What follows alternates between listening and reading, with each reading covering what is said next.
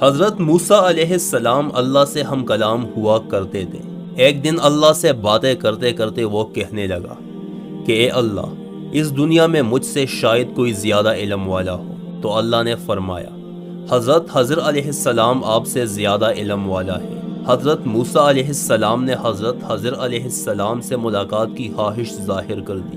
بہرحال ایک لمبی سفر اور مشقت کے بعد اللہ تعالیٰ نے حضرت موسیٰ علیہ السلام کی ملاقات حضرت خضر علیہ السلام سے کروا دی۔ حضرت موسیٰ علیہ السلام نے خضر علیہ السلام سے کہا کہ میں آپ سے وہ علم سیکھنا چاہتا ہوں جو اللہ نے آپ کو دیا ہے۔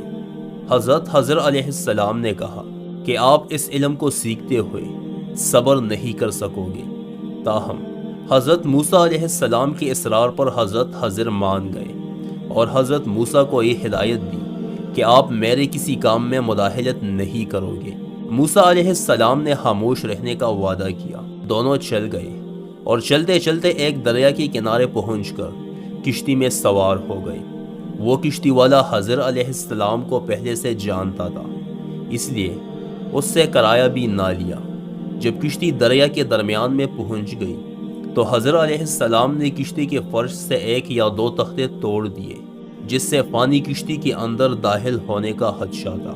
حضرت موسیٰ علیہ السلام نے فوراً حضرت خضر علیہ السلام سے کہا کہ آپ نے یہ کیا کر دیا۔ حضر علیہ السلام نے موسیٰ علیہ السلام کو خاموش رہنے کا وعدہ یاد دلا دیا۔ موسیٰ نے معذرت کی اور کہا کہ آئندہ خاموش رہوں گا۔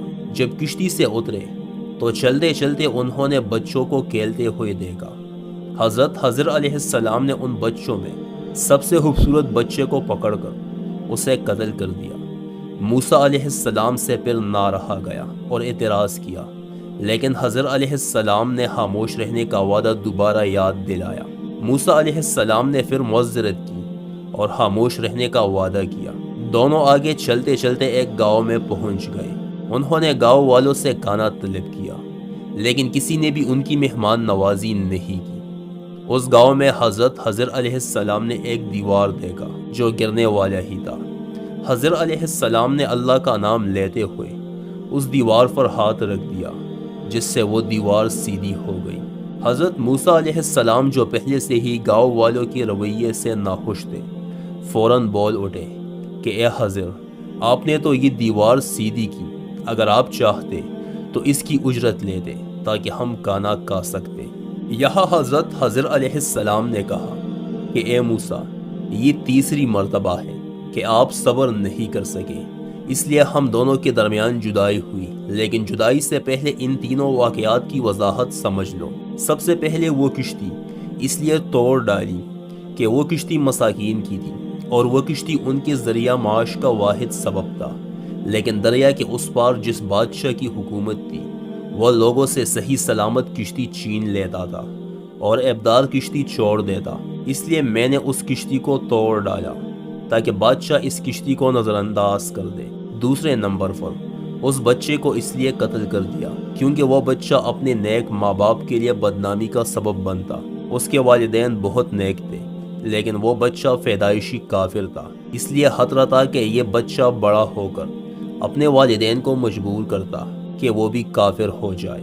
تیسرے نمبر پر اس دیوار کو اس لیے سیدھا کیا کیونکہ اس دیوار کے نیچے 2 یتیموں کا خزانہ تھا تاکہ گاؤں والے اس خزانے کو لوٹ نہ لیں۔ ان بچوں کے والد نے موت سے پہلے ان کے لیے یہ خزانہ یہاں چھپایا تھا تاکہ یہ بچے بڑے ہو کر خود یہ خزانہ اللہ کے فضل و کرم سے نکال لیں۔ دوستو، اس واقعے سے ہمیں یہ سبق ملتا ہے کہ ہر شر تکلیف دہ نہیں ہوتی۔